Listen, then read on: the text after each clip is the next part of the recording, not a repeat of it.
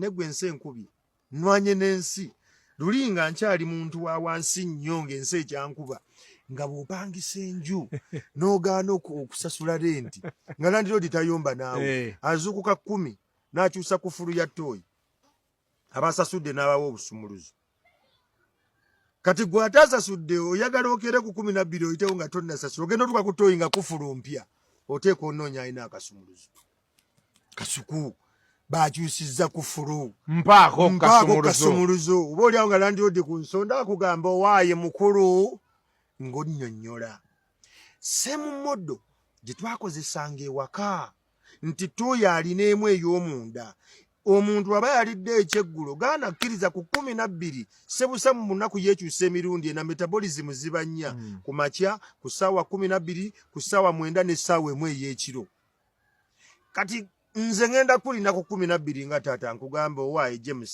bw'ova mu kyolooni jangu wano twogere naye leero omwana owa university omwana adolescent ekisenge kye kiri self contained mu mulembe gw'omuzadde ataliiwo omuzadde anoonya ssente we are chasing the bag kati omwana ono interaction y'abanne ku ssomero gy'awangaalira ne drugs ze bamuwadde tozimanyi ng'omuzadde and that's where the problem is nti abaana babikaminze so attached ku drugs nti tebalina ng'egye bannyonnyola bakadde baabwe bye bayitamu nti maama neeba n'amunnyonnyola maama amutunuulira amugamba ate gwasoose si gwasoose nti ebizibu by'abaana bye bayitamu tubigaya omwana agamba ku ssomero nina omulenzi anvuma nti ndi munene nnyo gwe nga taata okiraba ng'ekintu okuvuma obunene after all oli munene Jenkins yali afudde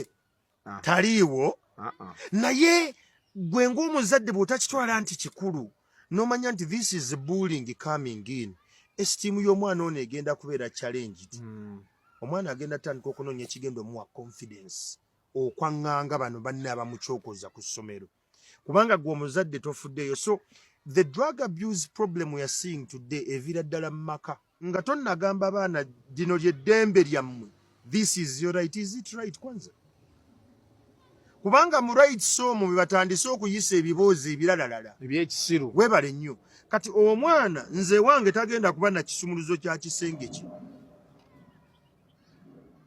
because how do I know what's going on in his life how do you monitor weebale nnyo neetaaga okujja n'enkonkona oluggi n'aŋŋamba kamin nenzija ne mugamba Mandere ennaku zino sikutegeera sikyakulabira ddala mu ddiiro sikulabawo kakati ebintu byonna ebyanditugase ng'amaka twabijja mu ddiiro anti ekisenge mukikoze kiri self contained ne mubatirayo ne TV zaabwe balabireyo omanyi bye balaba amaka mugataddemu ne wifi abaana beebeerera ku taabu okwo omanye ekigenda mu maaso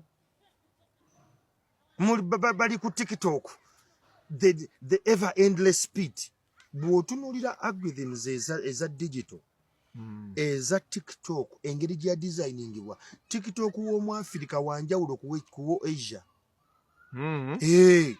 ono wamwe bwakuzina nga bamenke owamwe bwakunyeenya bubina ebyo bye mulimu yangu tugende mu kwepiica wakawulidde akayimba ako kayimba ka gravity kapa how would you protect your feed how would you get that nonsense kayimba k'amaanyi okwepiica kyangu tugende mu kwepiica kati kitegeeza ki okwekubya bufaananyi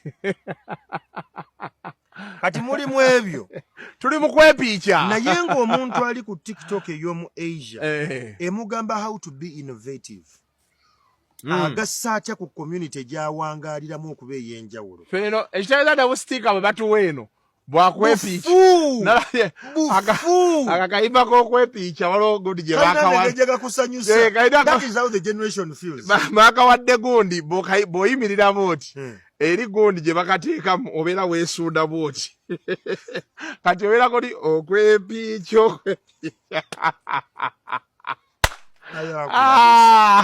nze mbiraba nennyumirwa bw'otunuulira ebintu nga ebyo nti ffe mu Africa obwongo bwaffe babuluse mu ngeri efaanana bw'ekyo nti ffe tetubitegeera abaana baffe baba tuggyeko nnyo nti abakyala babagamba you have to be independent omukyala agoba kariya taata ne bamukwata ne bamuwa pornography n'abeera nga ali ingrained in what they call masturbation ne bamuteerawo ebyokunywa ne drugs ne bamuteerawo ne betting taata n'avaawo kati omwana ne bamugulira taabu ne bakozesa algorithms ezo okutunuulira omwana wo biki byalaba ne batandika okuleeta bino ebiboozi by'abali ne batandika okubissaamu olaba omwana wo bw'agenda bw'otandika okulaba ng'omwana wo atandise okuddirira withdrawal takyagala nnyo okwogera na baganda be alina obusungu obutategeerekeka appetite tagirina buli kaseera alina engejjayiga n'aganze wane waka wantama as a parent tandika okwogera n'abaana tulekeraawo okwogera n'abaana n'obusungu ng'abazadde nga tulowooza ffe abagezi ab'enkomeredde buli muntu alaba puroguramu eno ofaanana nga bw'olowooza bw'olaba omuntu eyali akuba amasuuti nga nze ne ntandika okujjano nga nyambadde biyeboyebo kasuku tandika okwebuuza Uncle Chams yabadde ki kino nkireetanga kyakulabirako olumba biyebo byange nennaku zino kati byebinyanguyira sikyasobola ngeri gye sitagenda mu ofiisi zammwe nkubamu bino kituufu ono nno Gucci gw'olumba omanyi ne China bakola Gucci tuveeyo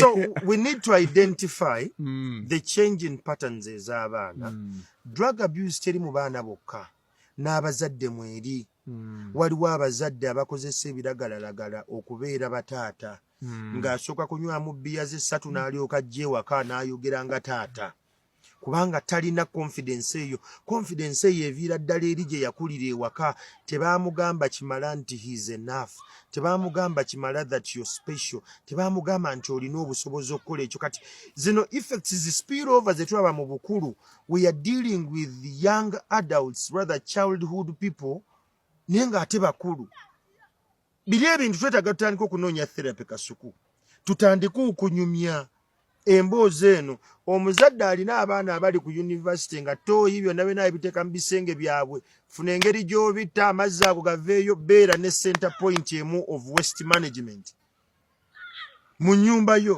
abagenda okunaaba fuluma awo ekisenge kyogenda onaabedda mu kisenge ekyo it's okay this way ogenda kuba obaggyeko luxury gye balina mu kisenge rimujje TV mu bisenge by'abaana by'abaana mu biteekaawo ate ewuwo omukadde mu kisenge ekikyo ekisenge wange bintu bibiri ebirina kwegamba okuyamba ennyo okutegeera omugaso gw'ekisenge ekisenge kirina ebintu bibiri kwebaka na kuzaala resting and procreation era ddaki omaze n'oyogera eki ndowooza olaba content we Uganda bwali kati mu ebyo bye mulimu kwepiica y'endowooza erimu eyo omuntu yenna ateeka eni kye bayita blue screen mu kisenge emigaso oba ogyonoonye mu kisenge ekyo tolina ssulayo na ssimu yo it is to rest go and rest Samagalo, you don't sleep with I your phone. don't esula mu kitchen ate nga ngikyajinga ate ng'eri off eno amaanyi nina gassa kulinda n'ategeera nti wano we yajja si wakojjaawe Action man. ate bwemba siri mu action mode I am sleeping, I'm resting. Kati okuteekayo device yonna egenda okuwugula omukyalo ogenda wunzika tomuwadde attention oba omukyalo ogenda wunzika nga balo tomuwadde attention.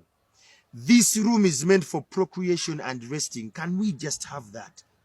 Mujje gadgets mu kisenge.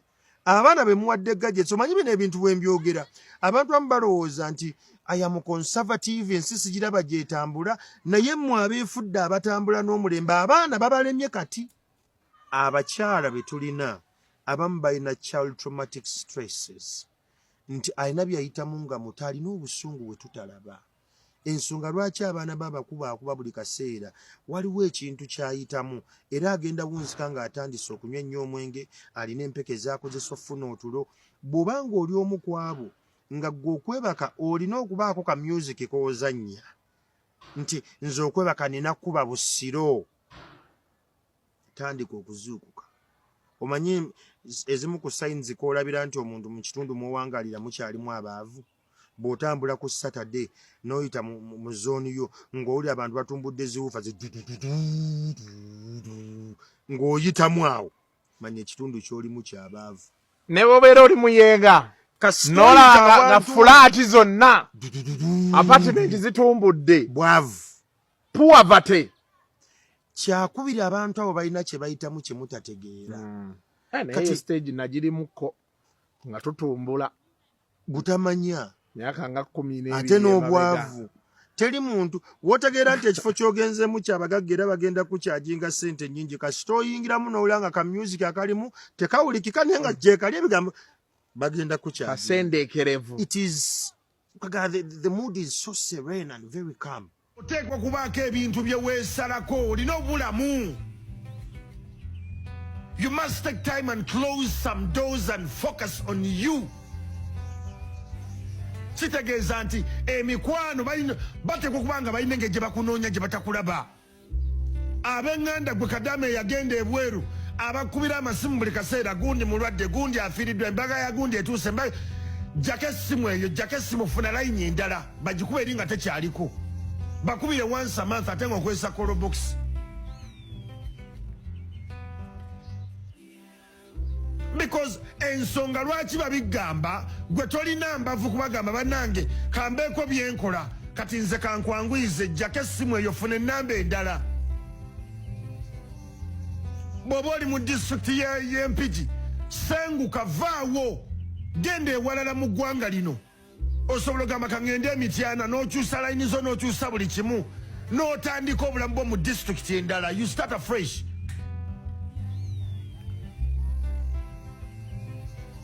Baako obudde bwe weetwalira nga bubwo. Our dreams are shattered in these thin lines zetalaba. Bridal shower, baby shower, nafiiriddwa yalwazizza mwe bye mukola bya kipumbaavu. Abasajja batandise n'obbawewula. Akutunuulira omubanjeza baby shower n'akutunuulira watuli ku kikino kubanga tezigenda kuggwa. Mikwano gyo bakyali bangi kati oba olina mikwano gyo 9 ne tutuuka mu season nga 5 balina baby shower maama tugenda ku spendinga mmeka.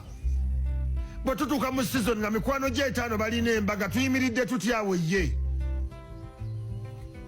Buli mwezi obeera n'omuntu azaala era afiirwa gw'onoobeera ddi n'obudde bw'okufokasinga ku bulamu bwo ne ku famire yo ne ku bantu bo. Ekyamazima abakyala tutingisizza nnyo abantu b'ewaffe abasajja ne batukyawa nadda mu bibye. Naffe abaami tukoze nnyo ebintu bye talina kukola. Gwe omukyala n'abakwegamba nga buli waakulaba mugenda kuziika. Buli wagumuka bw'oti essimu ogiwulidde abadde emboowa bafunye akabeeja bafunye ngololera eri essaati kaŋŋenderemu eyo. Kwagamba gwe poliisi gwe musawo ate batatubeereddeewo ne tutandika okutonna funa ebizibu famire eyo teyajja. Munnange tebalina kujja kubeerawo okuweeweeta ku masaagi nga egoyo. Bw'oba onyolwa omuntu ayiseewo n'akulabako eddakiika zakulabyeko zikumale. The reason why from 8 okweyongerayo people can't find me directly on calls because I have boundaries. Bw'oweereza text singiraba naye tojja kuba nkukwate because nina boundaries n'obudde bwange. Ebyokumiitinga abantu buli kaseera nedda tekigenda kukola. Olinadda ku ssimu okyali online andi nkulengedde wano nga koninga kankubire kokola ki nange ndi wano otulo tumbuze naddaawo ne nkulowoozaako emisana binaabikugamba olwo talina byakukola talina tulo.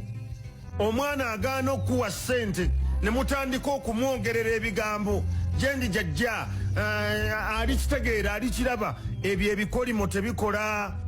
The natural law of the universe are clear nti bw'omala okusindika omwana essaala z'omusabira n'emikisa gy'omuwa gimutambulirako obulamu bwe bwonna okuggyako ng'akukoze ekintu ekibi ennyo. Mukadde wange okukumma ssente si tiketi kukasinga mwana wo, ekyo ekikolimo tekikola. It does not work. Kyokka ekikwewuunyisa omulimu bwe gukuggwako famire yo eyanguyirwa nnyo okumuvinga on than you. Oba abantu b'oyamba ab'eŋŋanda bo n'abalinga abo banguwa mangu okumuvinga. Abantu batubbako ssente mu mankwetu bakozesa emotional blackmail. Abakyala black tax assa obufumbo bwammwe kubanga buli kaseera senga waafudde gundi alwadde ne batandi buli kimu bakikasukira gwe kubanga mukogo wafuna yalinamu kasente. But guess what? Omusajja atandise okwetamwa because oganye okwadressinga black tax ku saidi yewammwe. Yimirira ab'eŋŋando bagaye bannange nze obusobozi bwange buli wano. Kati kamba kuyambeko bwe nti ogenda tegeera bwoti. Njagala oyawule ku b'eŋŋanda zo ab'eŋŋanda because black tax okusinga alimu extended families. Family ezo ezirimu kojja maama amagone wange ne muzzukulu wa gundi. Kati njagala obaawule bwoti. Njagala wandike who is your primary responsibility. Asookerwako nti ono mulinako obuvunaanyizibwa. Ntegereka bulungi. Oyo omuwandiika ayinza okuba maama wo oba taata wo gambe ono ye mulinako obuvunaanyizibwa. Kati odde ku gwe bayita secondary person, omuntu addako awo gwe ninako obuvunaanyizibwa ng'ovudde ku maama oba taata oba jjajja oba ssenga oba kojja. Kati addako awo mulimu baganda bo osobola obbateeka awo. Kati tashare responsibility. Simanyi mwana wa kojjange, simanyi mwana wa jjajja azaala gundi, simanyi mwana wa kojja ow'ebusukuma. Abo bali eno ewasemba. Kati ekyo kigenda kuyamba bwe bakukubira amasimu. Weevu ki gy'oweereza? Ogamba oyo watashari aha. Ngabize bwebambi ali mulwadde ali Mengo. Kankwereze ka message awo bambi bizze bubi. Toteekako ze bakugambye. Abantu bano bagezi aba black tax. Bwakukubira essimu okugamba nti Joshua ali mu ddwaliro, agatuli wano mu ddwaliro ne maama nabo baseera bulako akatuli mitwalo 55. Bakugamba mangu figa so that owulira nti buvunaanyizibwa bwo okubaweerezayo at least 10 weereze 5. It is an emergency. It is not your priority. Byanjawulo. Bigudde tebiraze si byakusoosowazibwa.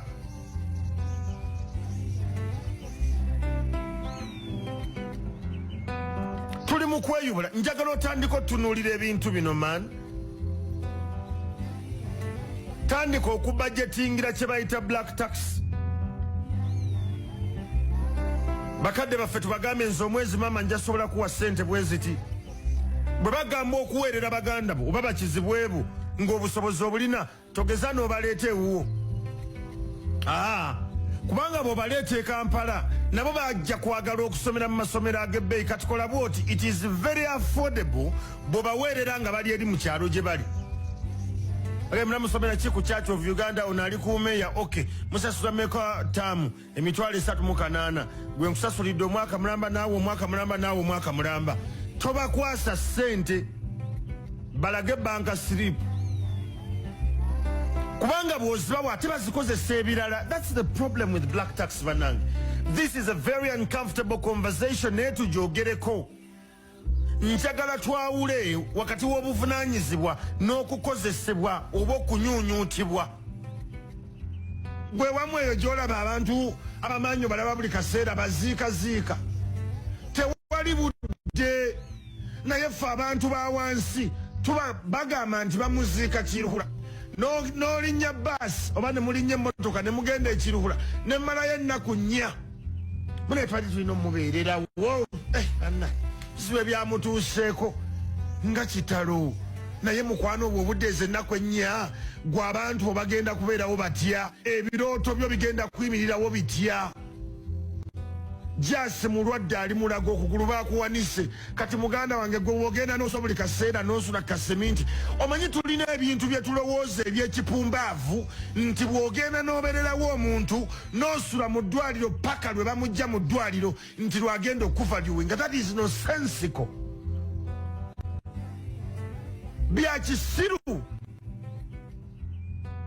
sigala ku mulamwa kikyokola era okikola otya genda yo mulabe musaasire genda ku mulimu gwokole kati gwe buli wova ku mulimu nga tonnagenda wakayita mutwali batwalire eryevu batwalire enanasi batwalire juice naye nga byokola bisigadde bigenda mu maaso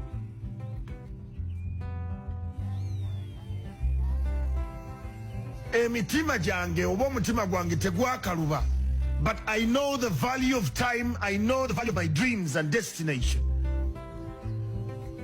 Katwe tutandika obizanyiramu awo twongera kulya budde kankusomesa ekisolo kye bayita omuntu ne bw'onoobeera naye mu ddwaliro paka lwavaayo ajja tuuka gwe ofune obuzibu ate aleme na kubeerawo abasumba abawuliriza leero mukoze kyamaanyi okukuumira abavubuka mu bwavu mubawa kye bayita false hope temubawa models zizimba kugenda kukola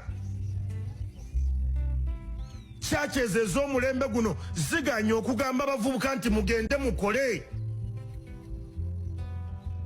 forums ez'enjawulo zendimu ndaba abawala n'abalenzi abali mu nsi nga Egypt bagamba nti bamiitinga ku mizikiti gyabwe bamaseeka ne boogera ku bizinensi bamaseeka ne balaba abantu abayitimusa ennyo mu byensimbi ne mu bizinesi ne bakolawo modo eziyamba abavubuka ku mizikiti gyabwe naye gwe ku muzikiti gy'osalira wallahi njagala nkubuuze musiraamu mpuliriza baali bakutuuzizzaako awo ne bagamba abavubuka ku lwokutaano luno bwe tumala okusaala waliwo workshop eno y'abavubuka ku byansimbi waliwo workshop eno ku y'abavubuka ku bya bizinesi ate ne foramu ezibeerayo temwagala gendamu abavubuka because ogamba nti ya Allah ajja kumpa ajja kuwa naye baako kyokola be intentional.